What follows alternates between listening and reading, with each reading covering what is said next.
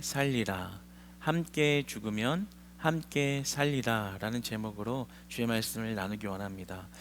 여러분, 그리스도인이 된 우리들은 가장 특별한 은혜와 축복을 받은 자들입니다. 여러분, 세상에 가장 큰 축복을 받은 자들이 바로 우리들인 줄 믿습니다. 세상에서 가장 큰 은혜와 사랑을 받은 자들이 여기 모여있는 저희들인 줄 믿습니다. 그 은혜가 얼마나 특별한지요. 오늘 말씀에서는 9절과 10절을 보면 예수 그리스도 안에 있는 그 신성의 모든 충만함이 우리의 충만함으로 여겨졌다라고 말씀합니다. 이 땅에 인간의 몸을 입고 오신 예수 그리스도가 그 안에 하나님으로부터 주어진 신성의 충만함이 가득하였는데, 우리가 그분을 믿음으로 말미암아 그분의 신성의 충만함이 내 영혼의 충만함이 되었다라고 말씀하시는 겁니다. 한낱 인간의 한갓 피조물에 불과한 저희가 신성의 모든 충만함을 우리의 영혼의 충만함으로 경험하며 그 힘과 능력으로 살아갈 수 있게 하셨다라는 것입니다. 그 안에서 충만해졌다. 그리스도 안에서 충만해졌다. 그리스도가 가지고 있는 신성의 충만함이 내 영혼의 충만함이 되었다. 이 충만하여지다라는 말은 이 페플레로메노이라는 말인데요, 이 말의 원형인 플레로라는 말의 뜻은 충만케 하심이 인간 스스로의 힘으로 이루어진 것이 아니라 그리스도에 의하여 이루어진 충만함이다 라는 것을 말하고 있습니다. 그래서 성경에서는 이 충만함을 구하는 것이 그리스도인이 추구해야 할 궁극적인 목표이다 라고 성경 말씀은 우리에게 말씀합니다. 그러니까 우리가 날마다 그 그리스도의 충만함 안에 거하며 살아가도록 우리가 주 앞에 간절히 구하며 살아야 한다라는 것이죠. 그곳에 가장 큰 은혜가 있고 가장 큰 기쁨이 있고 가장 큰 소망이 있다라고 우리에게 말씀하십니다. 얼마나 큰 은혜예요. 우리가 가장 귀한 사람이 되는 거예요. 예수님 안에 거한 그 하나님의 충만함이 내 안에 거한다. 내가 그분을 믿음으로 내 영혼이 그 충만함을 경험하며 산다. 그보다 더 큰 은혜가 없고 그보다 더 귀한 존재가 없다라는 것을 알 수 있습니다. 그러나 이 골로새 교회 성도들의 일부들은 그 충만함을 구하기를 거절한 것입니다. 우리가 잘 알듯이 지금 골로새 교회에 침투한 이단 사상, 헛된 가르침들이 그 안에 이렇게 난무하고 있을 때 일부 성도들은 이제 그 가르침에 매료되어서 이제 우리가 그리스도 안에 거해야 하는 그 충만함을 구하는 것을 거부하고 세상의 헛된 철학과 지식과 오늘 세상의 초등학문이라고 표현하는 그 이단 사상을 받아들이고 그것에 매료되어서 그것에 취해 있는, 결국에는 우리가 구해야 하는 충만함과는 멀어져 버린, 그리고 그 안에 신성의 충만함을 잃어버린 그런 성도들이 있었던 것입니다. 그래서 오늘 바울은 그 성도들을 향하여 이렇게 이야기하는 것입니다. 오늘 본문 8절의 말씀을 한번 같이 읽어보겠습니다. 8절 시작. 누가 철학과 헛된 속임수로 너희를 사로잡을까 주의하라. 이것은 사람의 전통과 세상의 초등학문을 따름이요 그리스도를 따름이 아니니라. 바울의 간절함이 느껴지지 않나요? 너희가 거해야 할 것은 그 안에서의 충만함이고 그리스도가 가지고 있는 신성의 충만함을 내 영혼의 충만함으로 경험하여 그것을 구하고 그 은혜로 살아야 하는데, 너희들에게 침투한 철학과 헛된 속임수가 너희들을 사로잡을까봐 그 충만함으로부터 먼 거리에서, 그 충만함으로부터 멀어져서 그리스도와 떨어져서 살까봐 나는 너무나도 걱정이 된다. 그것을 주의하라. 사람의 전통과 세상의 초등학문을 따르는 것은 그리스도를 따르는 것과 완전히 반대되는 것이다, 이렇게 말하는 겁니다. 철학과 헛된 속임수를 주의하라. 그것이 아무리 지혜로워 보이고 그럴듯한 말처럼 보이지만 결국에 하나님의 말씀에 기인하지 않는 것에는 생명이 없다. 헛된 것이다. 그리스도의 구원과 관련이 없는 이야기는 그리스도와 상관이 없으며, 그러한 것을 쫓는 일은 결국에 헛된 일을 하는 것이다. 헛된 지식을 구하는 것이다. 그러므로 여러분들은 그것을 주의하고 오직 그리스도를 따라야 합니다. 그 충만함이, 그리스도의 안에 거한 신성의 충만함이 내 영혼의 충만함으로 경험되어지도록 그 충만함을 구해야 합니다. 이렇게 말씀하고 있는 것입니다. 여러분, 그러므로 우리는 그리스도를 쫓으며 살아야 할 줄 믿습니다. 하나님의 말씀을 기준 삼아야 할 줄 믿습니다. 아무리 대단한 지식이, 아무리 화려한 지식이, 그리고 정말 우리가 생각할 때도 존경할 만한 지식이라 할지라도 그 안에 그리스도와 구원이 빠져 있으면 그것은 헛된 지식이 되는 것입니다. 그래서 사람의 전통을 쫓지 말고 그리스도를 쫓아야 한다. 그것은 완전히 반대되는 개념이라고 이야기하는 것입니다. 오늘 보면 세상의 초등학문이다 라고 그들의 지식을, 그리스도가 빠져버린 지식을 비하하죠. 세상의 초등학문이라는 말은 스토이케오라는 말입니다. 이것은 어떤 가르침을 받아서 행동하는 것까지를 이야기합니다. 세상의 원리를 따라서 세상의 방법대로만 살아가는 것, 그것은 세상의 초등학문과 같은, 별거 아닌 지식과 같은 것이다 라고 말씀하는데요, 갈라디아서 4장 9절에서는 이러한 세상의 초등학문은 천한 것이다, 천한 것이다 라고 그렇게 성경 말씀은 그 세상의 지식을 비하하며 그렇게 말씀합니다. 그러니까 우리 크리스찬들이, 우리 기독교인들이, 예수 안에 있는 자들이, 예수를 믿는 자들이 나아가야 할 삶의 방향은 하나님의 말씀을 따라 살아가야 한다라는 것을 말하고 있는 것입니다. 왜냐하면 그 안에만 구원이 있고 구원을 향한 길과 방법이 하나님의 말씀에만 있기 때문인 줄로 믿습니다. 말씀에만 생명이 있습니다. 말씀에만 희망이 있습니다. 말씀에만 참된 기쁨이 있습니다. 말씀에만 참된 소망이 있습니다. 그래서 예수님께서는 제자들과 사람들을 향하여 마가복음 7장 8절에 보면 이렇게 말씀합니다. 너희가 하나님의 계명은 버리고 사람의 전통을 지키고 있구나. 너희들이 의식적인 것, 배워온 것, 전통적인 것, 경험적인 것을 지키는 것, 그것은 헛된 일이 될 수도 있다. 하나님의 계명, 하나님의 말씀의 원리와 그 구원의 길을 향한 삶이 빠져버린 지혜는 아무런 의미가 없다. 그것은 그리스도의 구원과 정반대되는 일이다. 예수언로가 분명한 그러한 길을 우리에게 아주 명확하게 알려주고 계십니다. 이 마가복음 7장 8절에서 말씀하시는 이 하나님의 계명이라는 것은 신명기 6장 5절에서 말씀하시는 내 마음을 다하고 목숨을 다하고 뜻을 다하고 힘을 다하여 주 너의 하나님을 사랑하라 라는 계명입니다. 그러니까 우리가 이 땅에서 진정한 구원의 지혜와 생명의 지혜를 가지고 산다는 것은요, 하나님 말씀 지키고 그 말씀을 사랑하고 그 말씀을 기준 삼아서 살아가는 삶, 그것이 우리 안에 참된 복된 길을 걸어가는 인생이라고 말씀하시는 겁니다.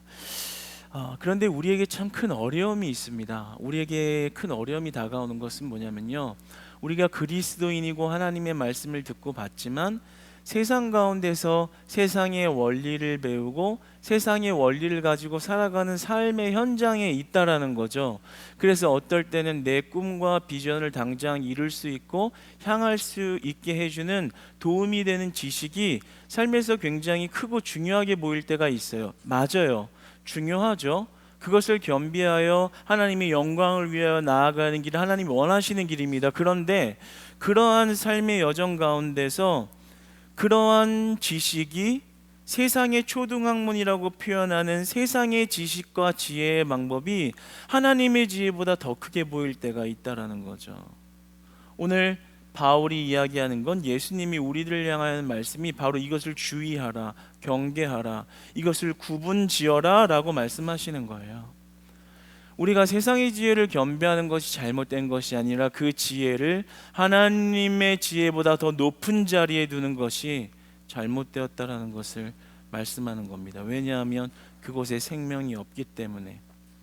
그것만 믿고 그것이 나에게 안겨줄 부와 명예와 안정감과 평안한 삶에 대한 그러한 혜택을 바라보며 그 원리를 따라 살아가는 삶의 끝에는 축복이 없기 때문에, 더 오늘 말씀을 이따가 풀어서 보면 그 안에는 생명이 없고 천국이 없고 결국에는 영적 실패의 삶을 걸어가기 때문에 우리가 세상에서 살아가지만 세상의 빛과 소금의 역할을 다해야 하는 그리스도의 말씀의 권능을 힘입는 일을 놓쳐서는 안 된다.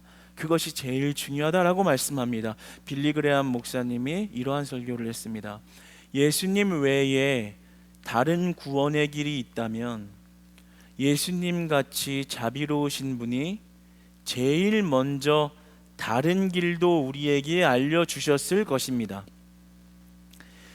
예수님이 나 외에는 길이 없다고 하셨다면 그 길밖에는 없으므로 그렇게 말씀하신 겁니다.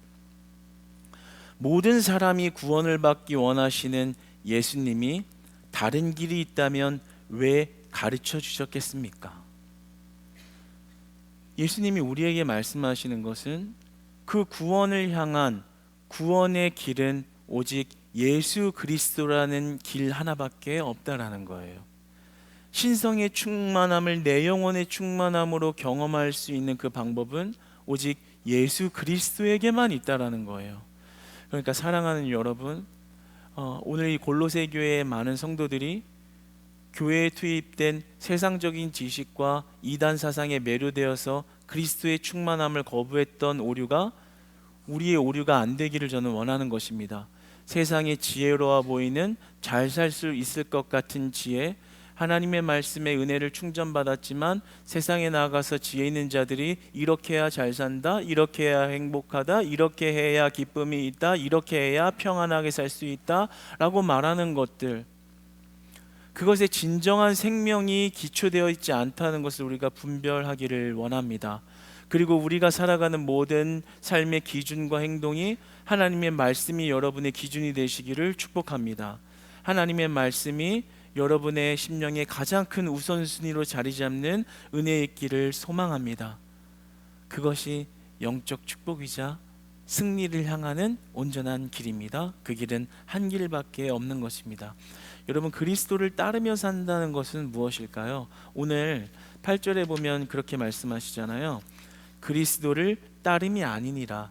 그러니까 세상 학문을 쫓아 그 지혜를 탐내하며 살아가는 것은 그리스도를 따르는 일과 관계가 없다라고 말씀하십니다. 그래서 우리가 나아가야 할 길은 그리스도를 따르는 인생, 그리스도를 따르는 삶을 이야기합니다. 그리스도를 따르는 삶, 그리스도의 말씀으로 살아가는 삶이라는 것은 무엇을 의미할까요? 오늘 12절의 말씀을 한번 같이 읽어보기를 원합니다. 오늘 제목과도 연관되어지죠. 함께 읽겠습니다. 시작. 너희가 세례로 그리스도와 함께 장사되고 또 죽은 자들 가운데서 그를 일으키신 하나님의 역사를 믿음으로 말미암아 그 안에서 함께 일으키심을 받았느니라. 아멘.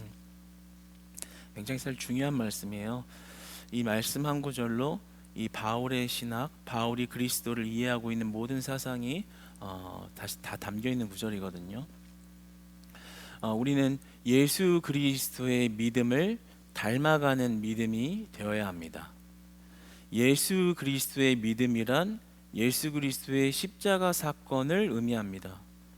그러므로 우리가 예수 그리스도의 믿음을 닮아가는 믿음을 가진다라는 것은 예수 그리스도의 십자가를 나의 십자가로 짊어지고 따르겠다라는 이야기가 되는 것입니다.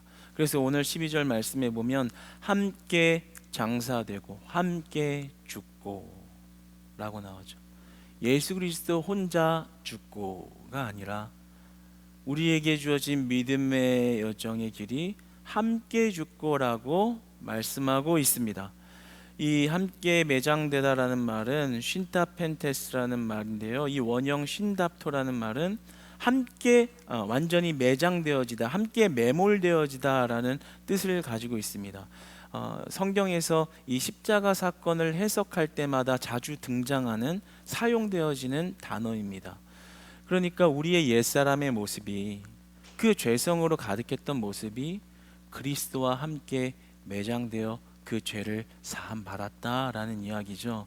그러니까 우리가 예수 그리스도의 믿음 안에서 그분을 따르며 산다라는 삶은 그 십자가로 매일매일 함께 죽는 삶을 의미하는 것입니다. 그 십자가로 함께 죽는 삶을 의미하는 거예요.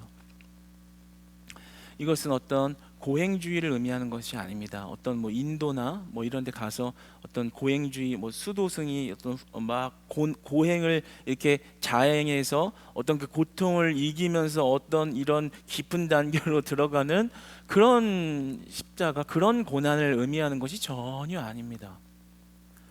여기서 함께 죽는다라는 말은 예수님이 하나님의 뜻을 발견했기 때문에 그것이 죽음이라는 순종을 받아들여야 할지라도 하나님의 뜻을 이루기 위해서는 그것을 순종으로 감당했다라는 것을 의미하는 거예요. 다시 말해서 우리가 함께 죽으며 그리스도와 함께 죽는 삶을 매일의 삶에서 그분과 함께 죽는다라는 얘기는 세상의 학문과 그리고 그리스도의 지혜가 있다면 그리스도의 지혜를 선택하며 살기를 순종하는 것을 의미하는 것입니다.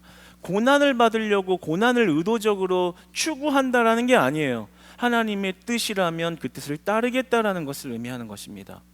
그것이 그리스도의 죽음을 향하고 있던 것처럼 그것이 우리에게 어떤 역경이라 할지라도 세상에 탐나 보이는 지혜가 내 마음을 공격하고 그 지혜를 얻으면 난 분명히 잘 살고 잘 될 수 있으라는 것을 안다고 할지라도 그것을 포기할 수 있는 이유, 정말 참된 지혜와 생명이 그리스도에게 있기 때문에 그분의 뜻을 보고 그분의 뜻에 순종하는 것, 더 잘 살 수 있지만 그리스도의 뜻이 아니라고 말하면 그 뜻에 순종하면서 그 십자가에 함께 죽는 것, 그것이 그리스도인의 삶이라고 이야기하는 거예요.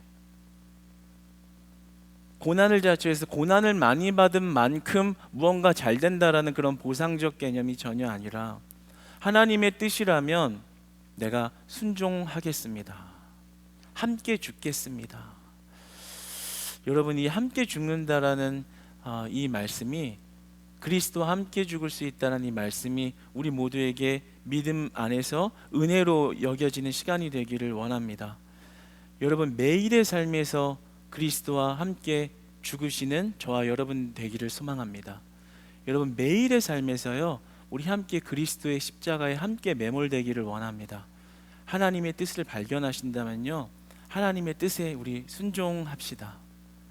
내 뜻과 상반되는 하나님의 뜻을 발견할 때 그 음성을 거부하지 말고 그 뜻에 함께 죽읍시다. 예수님이 함께 죽어주십니다. 세상의 학문이 여러분의 마음을 어지럽게 하죠.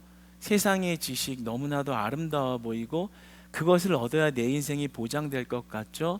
그러나 믿음으로 하나님의 말씀을 보면 그곳에 영원한 생명이 있고 영원한 축복이 있고 잃어버렸던 감사가 회복되고 잃어버렸던 끊어졌던 희망이 회복되는 은혜가 그곳에 있습니다. 그러니까 우리가 그리스도와 함께 죽을 수 있다는 것은 그리스도의 믿음이 내 믿음이 되는 것이고 그리스도의 고난이 내 고난이 되는 것이고 그리스도의 십자가 부활이 내 부활이 되는 것이고 그리스도의 은혜가 내 은혜가 되는 것이고 그리스도의 신성의 충만함이 그 안에서 내 영혼의 충만함이 되는 유일한 은혜인 것입니다.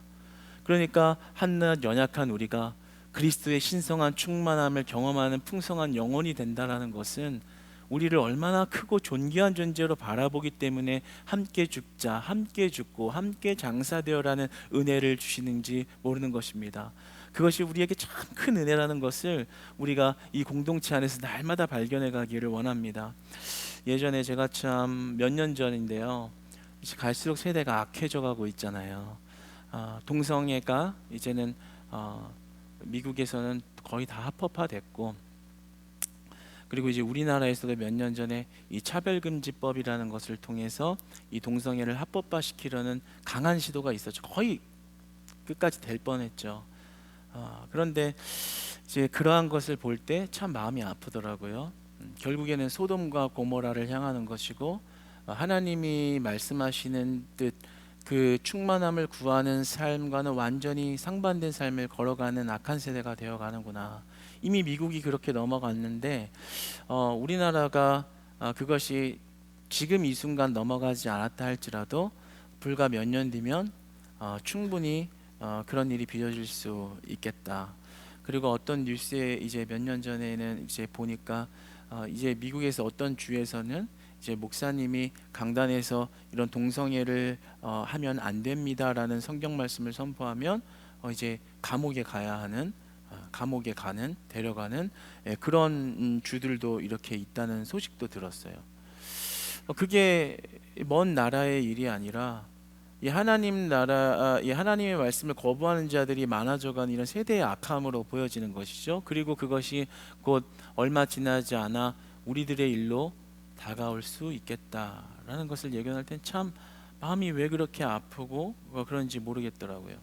그래서 이제 우리나라가 소돔과 고모라가 되면 안 되잖아요. 우리가 동방의 예루살렘이라는 그런 칭호를 받을 만큼 정말 십자가가 많은 나라가 정말 우리나라인데 말이죠. 그래서 그런 얘기를 듣다가 왜 이렇게 한 번은 이 약한 세대 가운데 내가 어떤 믿음의 견고함을 가지고 주 예수 그리스도를 따라야 하는가에 대해서 고민을 해봤어요. 그래, 미국의 주에 이렇게 동성애를 하면 안 됩니다라는 말씀 선포하면 나라에서 잡아간다면, 우리나라에서도 그런 일이 빚어진다고 생각해 보면 나는 어떻게 해야 될까? 하나님 앞에 묵상해 봤어요. 그랬더니 당연히 말씀을 말씀으로 전해야지, 왜곡하지 말아야지, 피하지 말아야지, 주 예수 그리스도를 따르며 함께 죽어야지라는 마음이 들더라고요. 그래서 생각해 보니까 제가 홀 몸이면 그런 선택이 굉장히 편할 텐데, 생각해 보니까 우리 딸린 식구들이 이렇게 쭝쭝이 있잖아요. 그러니까 나는 내가 아니잖아요. 그래서 이제 한 번은 그래도 도저히 안 되겠어요. 왠지 이런 일이 있어서 내가 그러는 것보다 미리 얘기를 해야겠는 거예요. 그래서 이제 아내를 앉혀놓고 이렇게 얘기를 했어요. 여보, 지금 동성애가 미국에서 그렇게 지금 돼서 이제 미국 목사님들이 그렇게 말씀도 선포 못하는 거 알지? 이제 우리나라 일이 될 것 같아.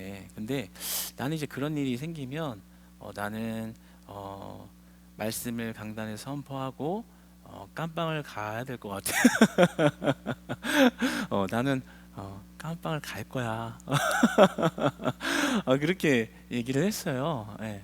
그래서 이제 그렇게 얘기를 했는데 이제 아내의 반응이 이제 갑자기 눈시울이 이렇게 약간 빨개지는 거예요. 되게 미안하더라고요. 그랬더니 이제 뭐 이렇게 뭔가를 참으면서 그냥 이제 끄덕이더라고요.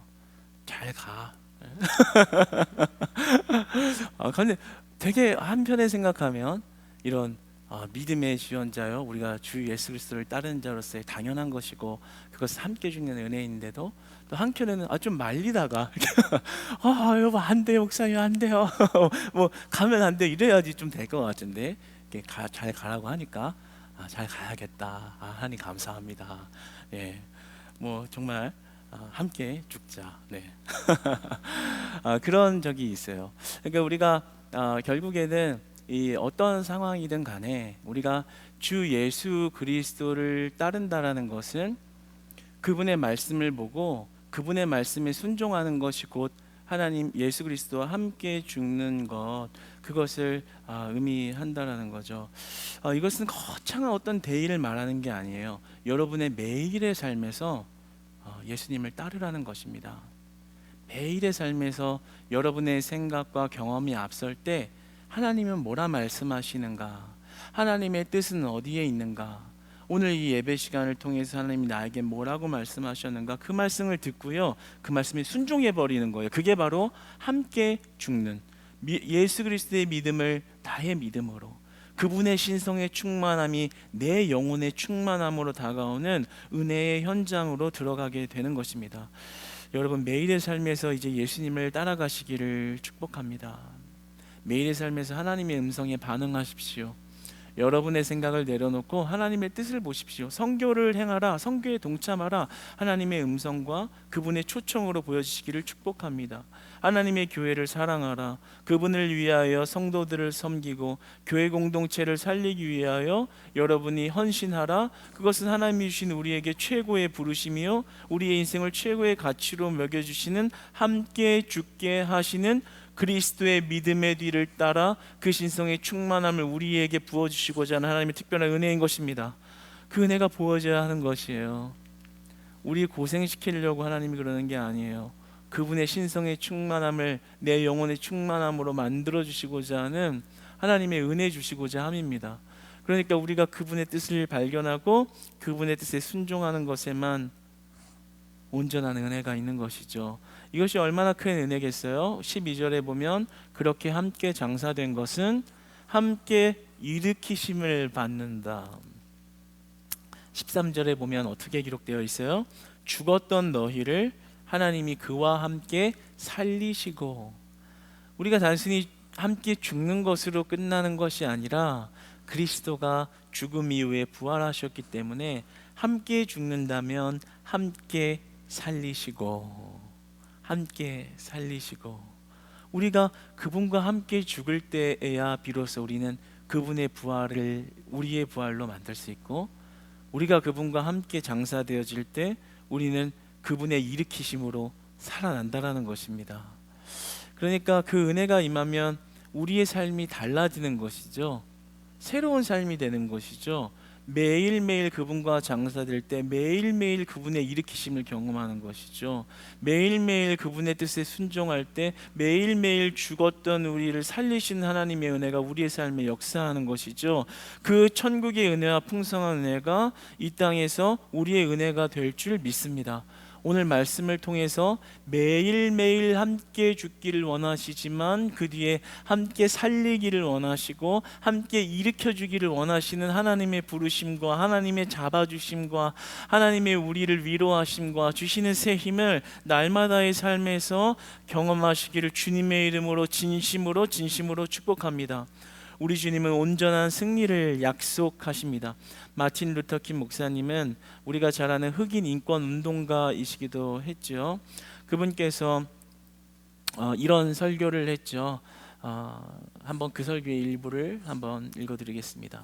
사랑하는 형제자매들이여, 오늘의 아픔과 고통과 실망 속에 좌절해서는 안 됩니다. 저기 먹구름 앞에 놓여 있다고 할지라도 저 구름 건너편에 하나님이 살아계십니다. 태양이 있습니다. 오늘 우리가 당하는 것이 억울하고 분해도 참으십시오.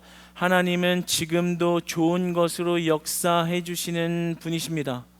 그리고 백만 군중 함께 손을 붙들고 이런 노래를 합니다. 우리가 이겨낼 것이고 이겨낼 것이다. 우리는 언젠가 극복할 것이다. 우리는 승리하리라. 반드시 언젠가는 우리는 승리하리라. 우리는 두렵지 않다. 우리는 두렵지 않다. 우리는 오늘도 두렵지 않다. 우리가 하나님 안에 있을 때 약하지 않다. 우리의 승리는 보장된 승리고 우리의 부활은 보장된 부활입니다. 그러므로 하나님 앞에 함께 죽을 수 있는 것이 얼마나 큰 은혜인지를 보는 자들은 그 부활을 보고 있는 자들이요, 그 하나님이 약속하신 승리를 향하여 발걸음을 떼어 걸어가는 자들인 것입니다. 오늘 본문 15절 말씀을 읽으면서 오늘 말씀을 마치기를 원합니다. 15절 말씀 함께 읽어보겠습니다. 시작. 통치자들과 권세들을 무력화하여 드러내어 구경거리로 삼으시고 십자가로 그들을 이기셨느니라. 아멘, 아멘, 아멘. 통치자들과 권세를, 세상의 지식이 높다 말하는 그러한 자들이 종국의 예수님을 만났을 때 그들의 무력함과 그들의 무능함을 다 드러내어서 구경거리로 삼으시고, 주 예수 그리스도와 함께 죽는 십자가로 그들을 이기셨느니라. 할렐루야. 우리에게 온전한 승리를 약속하신 거예요.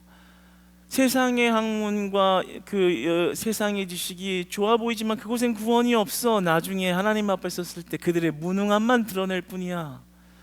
너희들이 발견하여 쫓는 그리스도를 따르는 그 지식이 참된 은혜요, 참된 구원이요, 참된 생명이 있다. 내가 세상을 이겼노라. 할렐루야. 그렇게 말씀하시는 겁니다. 사랑하는 여러분, 하나님의 말씀을 따르는 자들이 되시기를 축복합니다. 사람의 전통과 세상의 철학을 쫓는 것이 아니라 하나님의 말씀과 그 뜻을 따라 쫓을 때 하나님은 십자가를 통해서 함께 장사되어지는 은혜를 통해서 우리를 함께 일으키시는 은혜로 여러분들과 함께 하시는 분입니다. 할렐루야. 할렐루야. 여러분, 주님 말씀에 동행하면서 하나님의 살리시는 은혜 날마다 경험하시는 여러분 되시기를 축복합니다.